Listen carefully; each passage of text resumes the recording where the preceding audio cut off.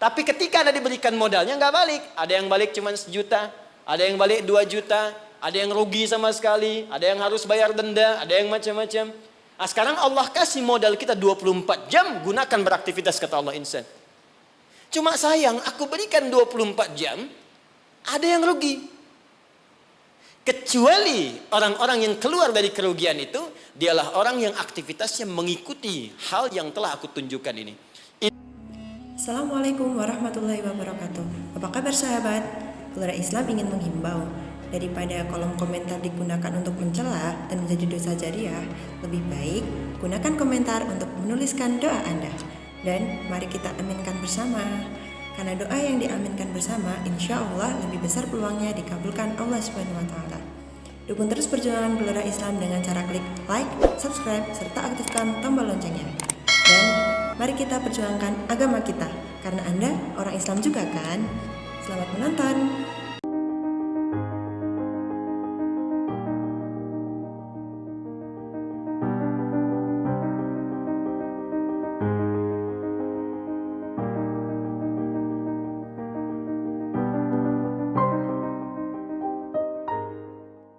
Disebut dengan ajal. Fa idza jaa ajaluhum, kalau tiba ajalnya, la yastakhiruna sa'atan wa la yastaqdimun. Tidak akan bisa dimajukan, tak pula bisa dimundurkan. Jadi enggak usah tergerak untuk bunuh diri, kurang kerjaan. Kalau sudah tiba waktunya ya pulang juga. Ada orang minum baygon misalnya 3 baskom, kalau belum tiba ajal enggak akan meninggal. Ya, jadi pun enggak usah khawatir, kita saling mendoakan yang sedang sekarang diuji dengan COVID-19 kena corona, kita doakan. Tapi pun yang kena kita semangati, jangan putus asa. Bertahan, imunnya kuatkan, rohiyahnya, tarbiyahnya kuatkan. Karena penyebab kematian itu bukan corona. Penyebab kematian itu bukan TBC.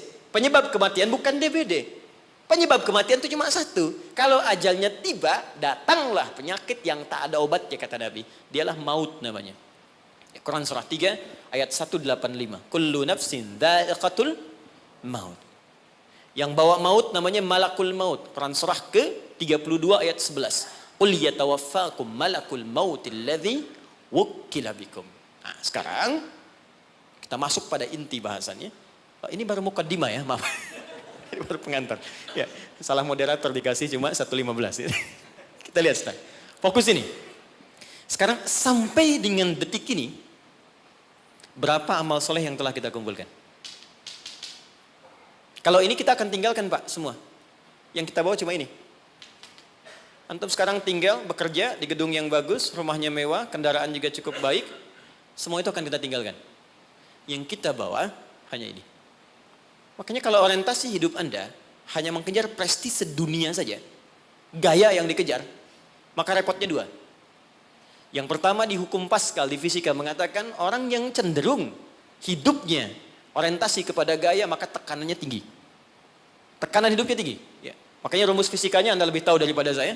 F, gaya, berbanding lurus dengan P kan? Hukum Pascalnya, gaya berbanding lurus dengan tekanan. Siapa yang hidupnya banyak gaya, maka semakin tertekan hidupnya. Betul? Yang kedua, dia rugi saat pulang. Karena semua yang ia kumpulkan, itu akan ia tinggalkan. Tunjukkan pada saya, sampai hari ini, siapa yang ketika pulang meninggal dunia itu meninggalkan semua yang dapatkan saat dunia. Di mobil ditinggalkan, rumah ditinggalkan, maaf, pasangan bahkan ditinggalkan, harta ditinggalkan. Tunjukkan pada saya siapa di muka bumi ini, termasuk khususnya dia muslim yang ketika wafat semua asetnya dia bawa ke alam kuburnya. Even uang yang Anda kumpulkan, handphone yang Anda simpan sekarang. Demi Allah saya katakan semua akan ditinggalkan. Jadi betul kata Allah ketika menyebut semua aktivitas kita untuk mengerjakan amal soleh ini, maka Allah berikan nama khusus bagi kita disebut dengan insan namanya. Insan disebutkan 65 kali dalam Al-Quran. Saya berikan sedikit rahasia.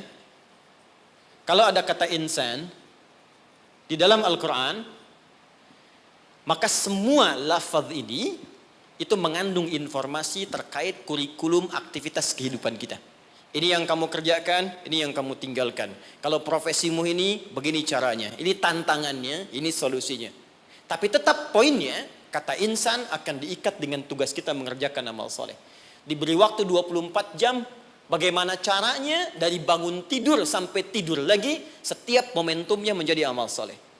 Waktu, momentum yang diberikan untuk beraktivitas dalam bahasa Arab disebut dengan asr namanya. Asrun. Jadi ada waktun, ada asrun, itu beda. Kalau waktun itu masih umum. Waktu.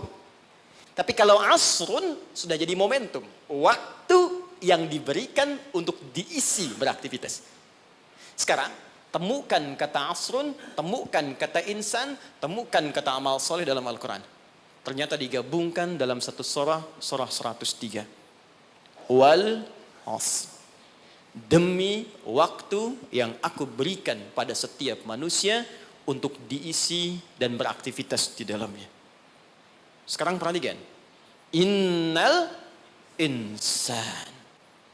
Sungguh, perhatikan cara menerjemahkannya. Setiap manusia yang beraktivitas untuk mengisi waktu ini, lafi khusr.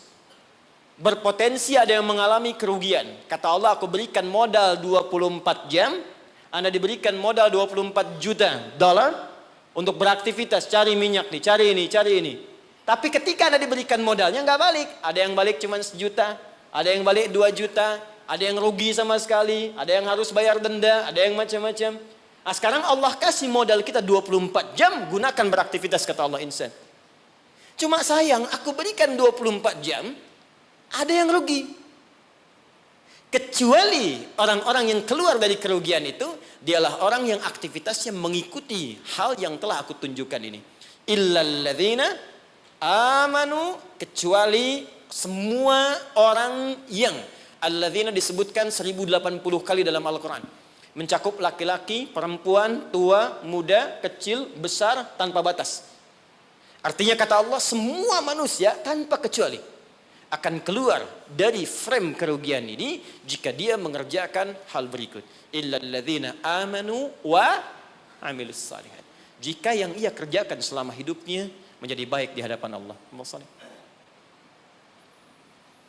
Makannya saleh, kerjanya saleh, maaf, jalannya saleh, tidurnya saleh 24 jam. Ya. Nah, sekarang kita evaluasi dulu sebentar, mohon izin, tahan baik-baik. Saya pernah terangkan pada Anda, karena kita perlu mengumpulkan amal saleh, makanya dari ujung kepala sampai ujung kaki semua lengkap petunjuk di Al-Quran. Apa yang harus dikerjakan oleh mata, telinga, lisan sampai ke ujung kaki. Sekarang kita ambil usia rata-rata kita saat ini. Kita ukur dulu sebentar sebelum kita kenal apa yang menjadi keutamaan bulan Rajab. Ukur sebentar. Saya tanya, rata-rata usia berapa nih? 40 boleh ya? Ke atas. Kita ambil tengahnya misal, 40. Ya. Dari 40 ini ada penelitian kecil-kecilan menunjukkan aktivitas manusia itu setengahnya, walaupun tidak semuanya, pada umumnya setengah dari usia manusia itu digunakan untuk tidur.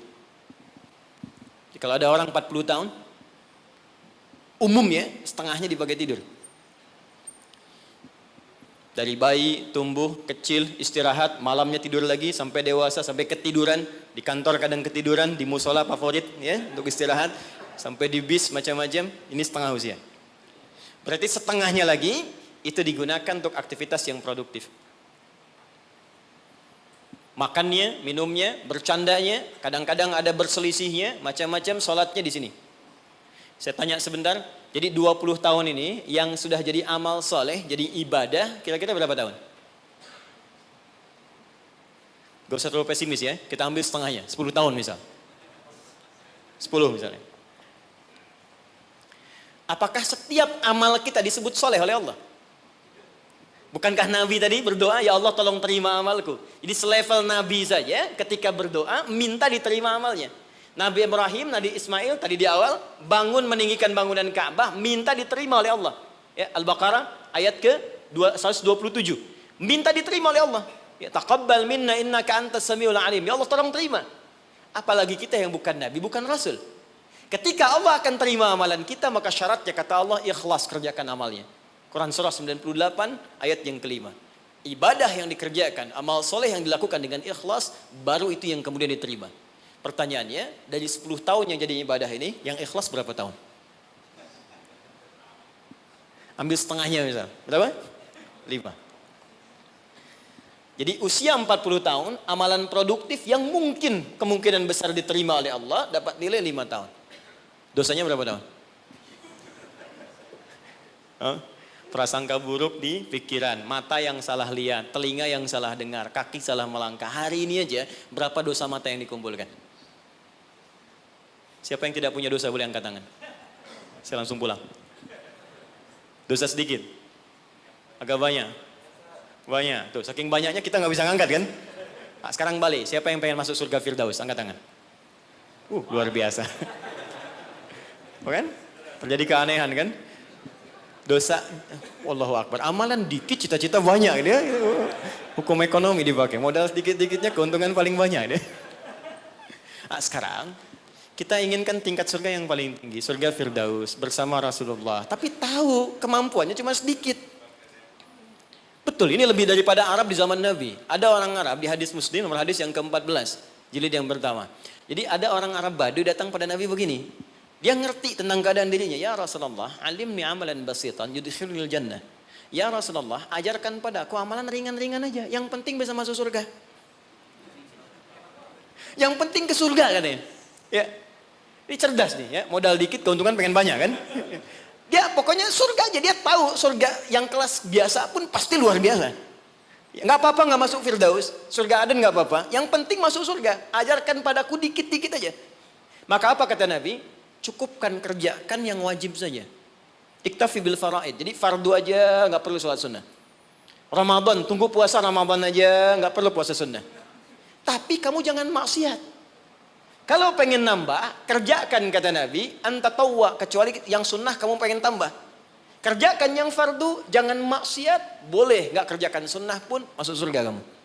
Fantalaqa, pergi orang itu lantas mengatakan pada Nabi, ya Rasulullah, aku komitmen kerjakan yang wajib, aku nggak akan kerjakan yang sunnah, dan aku jaga diri untuk tidak berbuat maksiat. Pergi orang itu, fantalaqa, hadis sahih. Ketika dia pergi, komentar Nabi, aflaha in sadaqa au dakhalal jannah. Kalau benar dengan komitmennya, masuk surga dia. Cuman yang perlu kita catat, dia tinggalnya di padang pasir. Di padang pasir mau maksiat apa? Kelihatan unta, itu pun jarang-jarang. Kadal gurun, yang dilihat cuma pasir. Unta nggak pakai baju ya memang begitu. Ya, kadal seksi ya memang nggak pakai pakaian. Dan nggak dosa. Sekarang kita tinggal di kota, tinggal di Jakarta, videoton kelihatan tiap hari. Maksiat nampak depan mata, kedengaran di telinga, langkah pun kita nggak teratur. Terus pengen berlaku hal yang sama. Terus kita bandingkan lagi, dia mengukur diri, keadaan saya begini, yang penting dapat surga. Anda tahu dosa banyak, pengennya Firdaus. Lantas bagaimana kita meraihnya?